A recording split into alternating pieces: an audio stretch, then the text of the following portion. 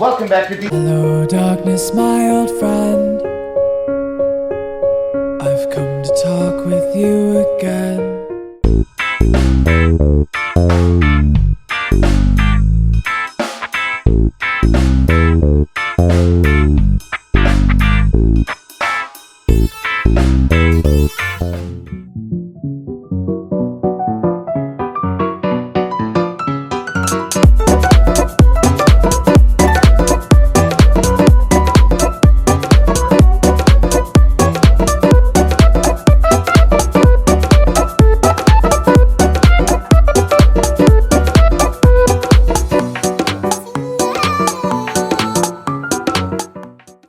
Welcome back to D2 Rangeworks and DIY, guys. We are now on part 2 of this Cannondale Sr500 build.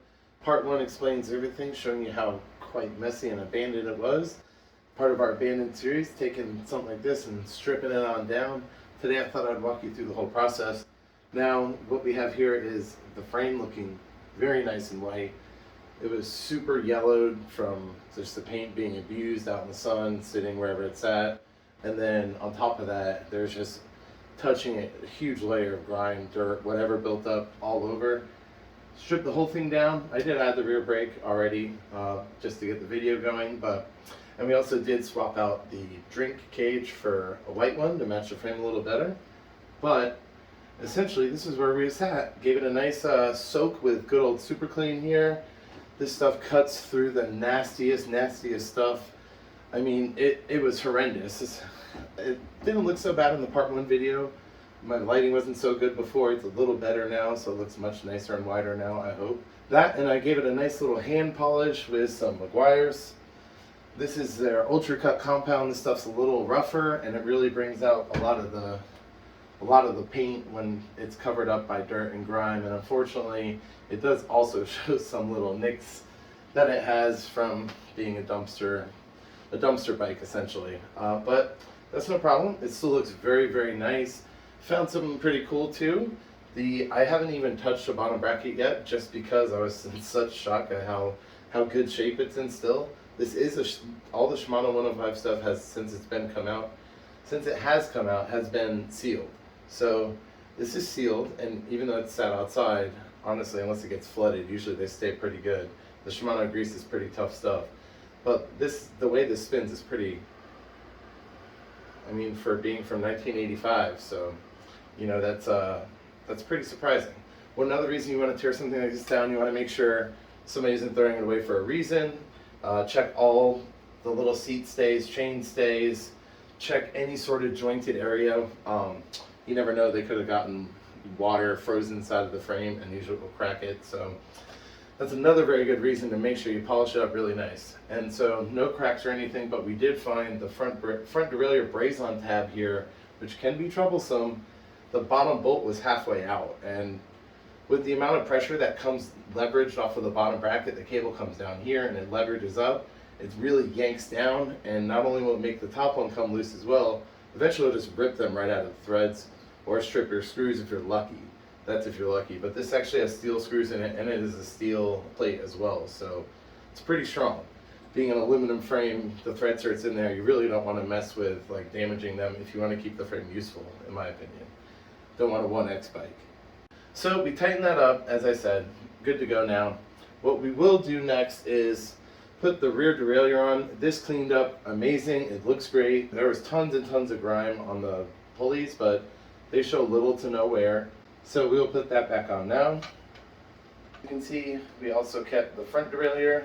This is a cheaper kind of steel. It's not really the best. It did rust up a little bit, and I did try to clean it up the best I could, but I did mark up the Shimano 105.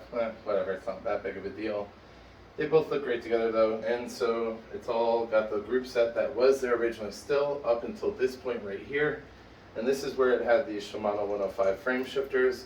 These are 6x2 speed.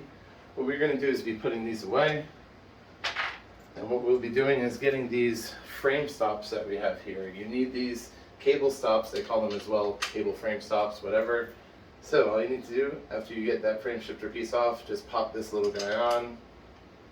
You always want to make sure you have it in this direction. You don't want to, if it looks this way, you have the sides reversed. So then all you need is just a little screw, nothing big. and it's super easy to swap it over. Now you're ready to just get a new set of shifters. We're also going to be upgrading the gears as well. Now you could just see alone here with me holding it side by side, there's a huge difference in these. Originally we have a 1424 tooth. No, this is a 1324 tooth. So it's quite small if you're trying to climb. This has a 42 tooth inner chain ring. That's pretty difficult to be 42-24. That's a ratio that's going to be a little difficult if you live in a hilly area. So what we have here is a 1428 tooth, and this is actually the maximum it will run. So this is super easy to install these freewheels as well. As you can see on the wheels here, we already have these off, but oh yeah, also actually, how about this? Usually, sometimes you could run into, if you're going from 6 to 8 speed, you want to try to put an 8-speed freewheel on here. It's too wide of a difference in teeth, but 6 to 7 speed is actually very close. So instead of having to mess with any of these washers and moving them to the other side here, it's actually close enough going from 6 to 7 speed. You can just screw this right on, and it's not going to give you any problems at all when you check the clearance. You want to make sure the chain is never rubbing on the inner chainstay right by your dropout, because it can just eat right into the dropout if it's not set up properly. But you can actually see, I don't know how even that is, but the top of the washer nut here for the dropouts, tons of space, so it's not even going to come anywhere near it, and I don't have it fully tight. You will need, what is this here? This is a Park makes multiple versions. This one's the FR12. This one does not have the socket end on it, unfortunately, but that's okay. I just use something as simple as a pipe wrench, and actually I have another breaker bar that I can attach to this. And I mean, I have a real big, this is adjustable, I mean, but I have a real big pipe wrench too. I also have a socket that fits on here and a big breaker bar. Getting these old ones off can be a huge pain. If you have access to a vise, you want to put this in there upside down like this and put it right on top and turn the wheel. Technically you'd be going the other way, but you understand? You don't have to worry about getting these super tight, because as you pedal, it actually threads the flywheel in, which is how they often get pretty stuck. So nice little tidbit about easily upgrading from 6 to 7 speed. I'll have all this in my Amazon parts list, but I want to say this was like $15 or something. Very cheap. Nice little upgrade. Not a big deal at all. Now onto the wheels, of course, because we are done with the rear. I could go ahead and mount that up. Unfortunately, these are not quite as high-end as the ones on my Marin that I had, which actually had a cassette on the back. It should be pretty similar in weight. I'm guessing these may not be quite as nice as spokes, or maybe the rims are heavier. I'm not really sure what's going on. They were a type of Wilbur, but obviously everything has its own types of model and quality and stuff, so I'm not really sure what to think of that, but they're at 2,000 grams, so it's not great, but for a bike like this, you're on a budget. They're solid, there's 32 spokes, it's very cheap to replace them. They're durable, and these have almost no miles and they spin up super well. So they're gonna stay with the bike, but if you ever were curious about weight, you could drop a fair amount of weight just by getting some decent wheels. Shimano 600, actually, those are some like superb hub sets actually. Those are Ultegra, before Ultegra was named that. Next order of operation is the fork here. Now this is I knew it was going to be a Tange steel Mangaloy or Magaloy or however they say this. I knew it was some combination of steel. Generally this doesn't mean it's going to be very light unless it's a higher end steel. I figured this is probably around middle. It's quite heavy. I left the race on it with no brake, just the fork alone. It's 720 grams. For $100 you could get a carbon fork and it would be around 400 grams. 450 is like the mid-grade usually. You could get it as low as 350 if you found an Easton EC90 or something like that, EC70 even. Those are pretty low. If you found one that's 400 grams of fork, a carbon fork, 320 grams difference, that right there alone is going to be 3/4 of a pound. So between the wheels and the fork, you could definitely lose a bunch of weight, but as I mentioned, if you're on a budget, this is still definitely good enough, for sure. These are known for being stiff rides, especially in the earlier years, such as this one, you know, but we're going to do our best to work our way around that without changing the fork and without changing the wheels. So when I first got this, you could barely turn the wheel, actually. It was very difficult to, even with the big handlebars up there to leverage it, very difficult to turn. I thought the headset was actually trashed. You never know. People try to fix something and they make it 1,000 times worse. It's better off just tossing it. I figured I was gonna have to do that. I actually have right here a Shimano Ultegra headset ready to rock. These are pretty sweet. They're cartridge units. They're very lightweight, easy to not have to worry about maintenance and so on, and they're very waterproof. But taking this one apart, as you can see here, I have all the pieces. The first thing I did was soak this thing, to Chinese Tupperware or something, you know, get some takeaway one night, save yourself the little dumpling thing, you dump all this in. I soaked this with the good old foaming super clean, let it sit just for, I was curious. After 6 minutes, I put a timer and I came back like after 5 minutes to see what it was. It was roughly 6 minutes and change. Huge chunks were already off of this, and what had happened is, inside of here is where, this is the upper bearing, right? It goes up here. That's where that guy lives. So between the upper bearing and the lower bearing here, this guy, which lives down here, these are both completely frozen up with old grease, probably again from sitting outside. Between, I guess if you're sitting, it's outside and it sits in extreme heat, extreme colds, Shimano grease doesn't do well with that at all. It does the same thing in their shifters. It's a total nightmare. But super clean ate through it, thank God, because I didn't want to try to hit it too much with a brush. But one of the big things that helped throughout this project was these little brushes. In the description I'll have links to everything, so please do check that out, support me. But yeah, these little, I get a combo unit of these steel brushes and these copper ones. So for the softer stuff that's a little higher end, you always want to use the copper just to make sure you won't put scratches in it. If you got something that's stubborn and kind of like this front derailleur, you use the steel because you don't really care.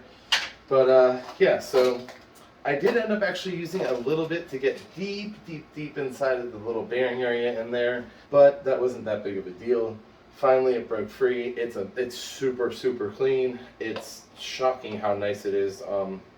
Generally, when you get inside, you pull the bearings out. You expect, here, let me put this fork down.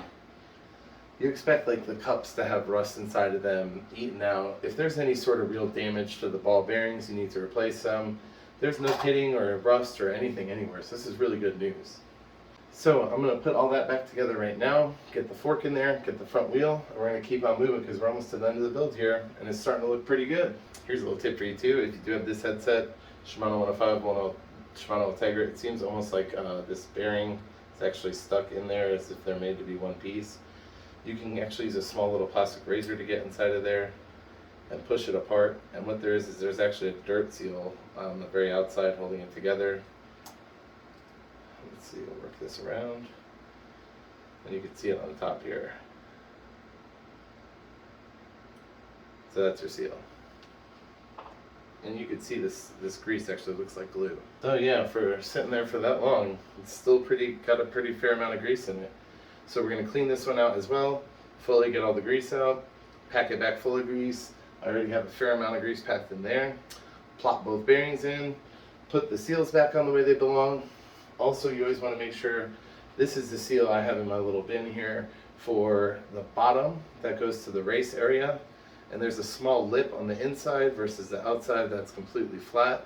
So you always want to make sure you pay attention to that. This is how headsets get destroyed, because these little parts get all messed up. They're not to the proper tightness, you know, when you actually torque it down and get it to where you want the preload to be at. So you want to make sure you heed attention to that. So another thing you want to make sure too, before you do get this all together, you want to make sure your threads are nice and clean. This one I actually had to soak really deep in the foaming super clean. Boy, it was hard to get out of here. I even went over it with some actual steel thread plastic brushes here, try to clean it up because it was a really big mess. Okay, so there you go. The headset is now complete. It is super nice and smooth. And here you go, you can actually see exactly where those marks came from this stupid brake barrel bolt. But no problem. Get the front wheel on right now.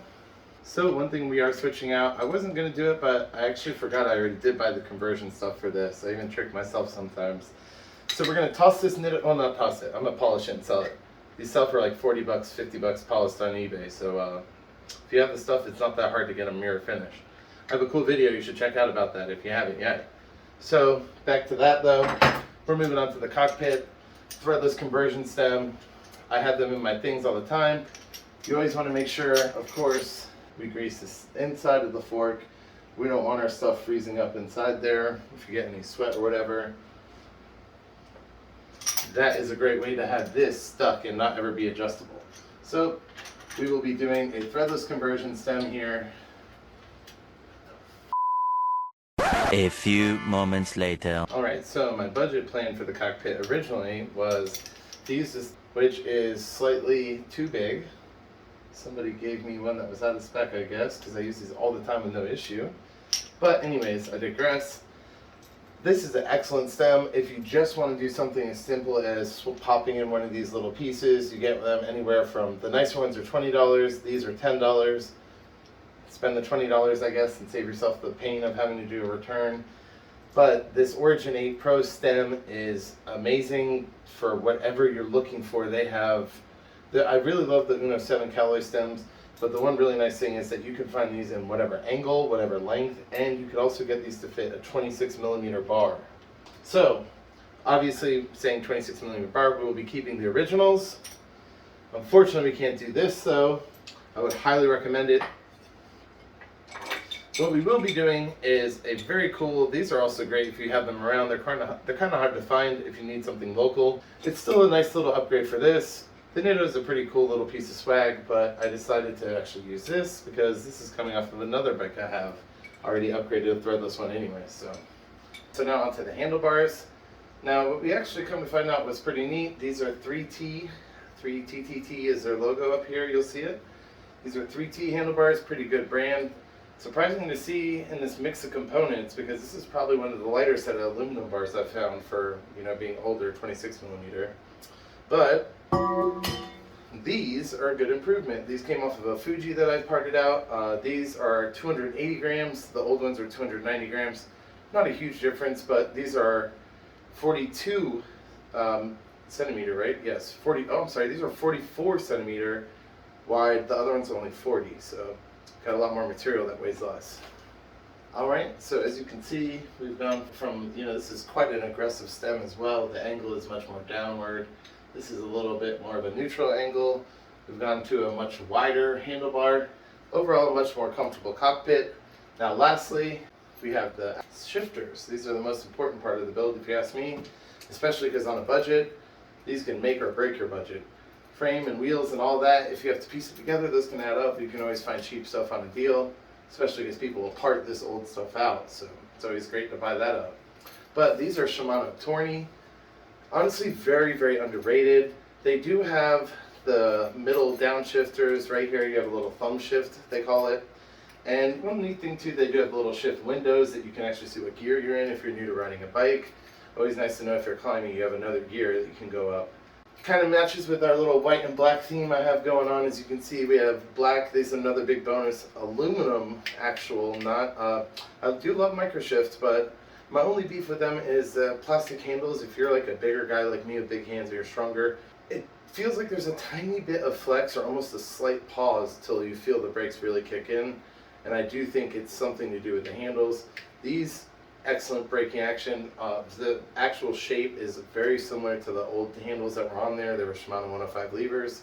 So we're going to slap these on there. Also, these are 2x7 speed.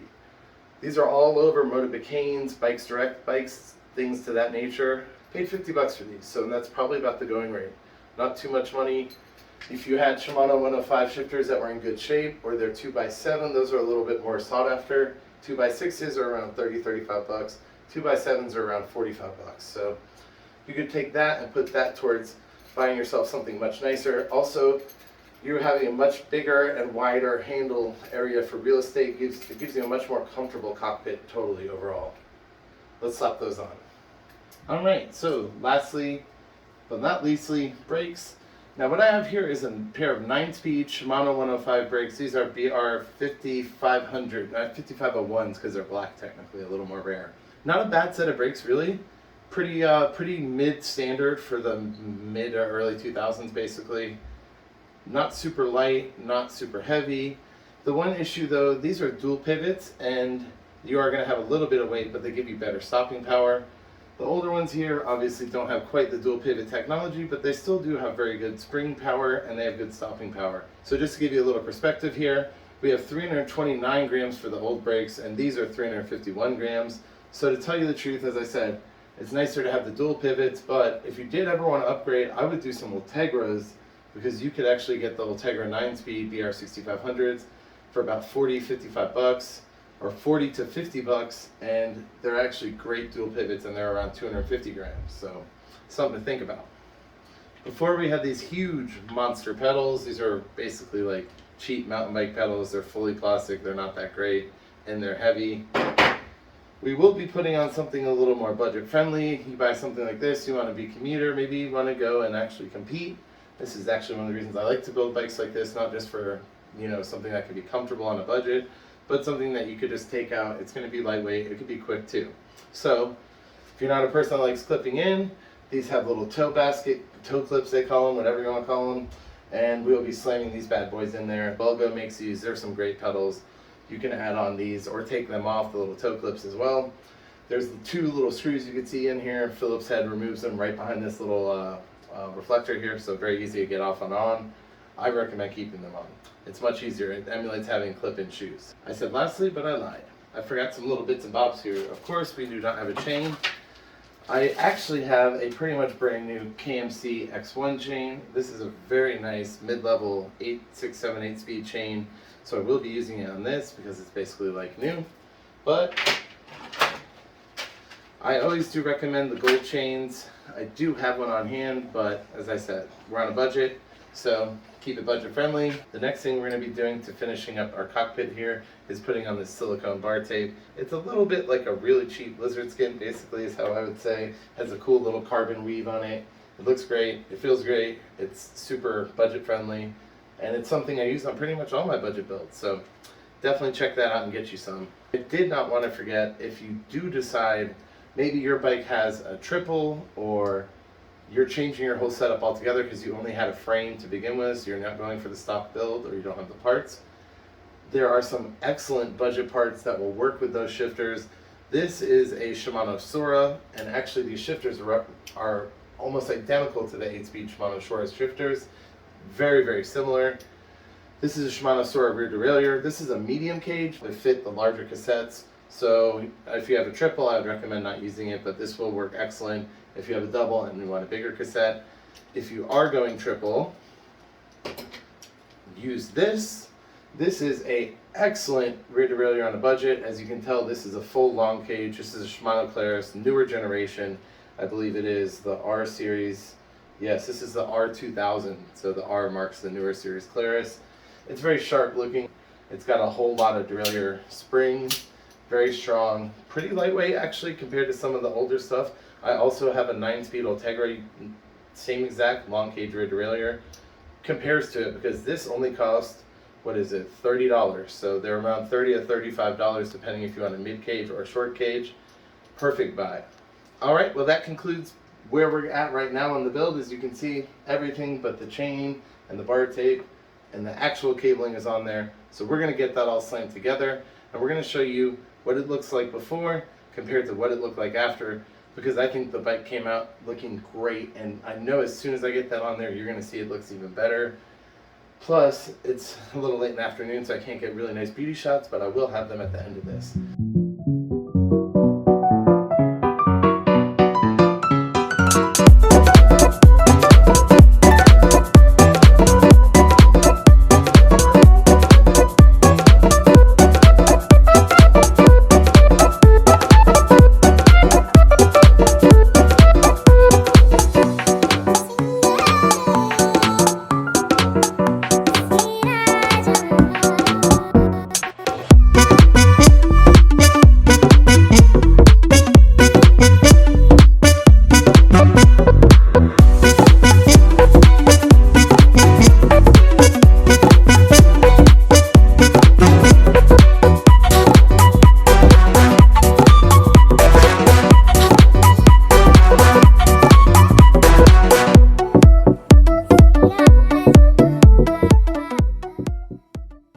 Thank you guys for watching so much. I do have a Patreon if you want to support this channel. Please do not forget to like and subscribe. Help my channel grow. Lastly, we also have a super clean giveaway for 1,100 subscribers. We're at 10,000, or I wish 10,000. We're at 1,050 right now, so, or somewhere around there, maybe 147. So check out the link to that. Don't forget to enter yourself. All I need is any comment. Just leave a comment and you're entered. You have to live in the US to win. Thanks for watching though, guys. Have a good day. Bye.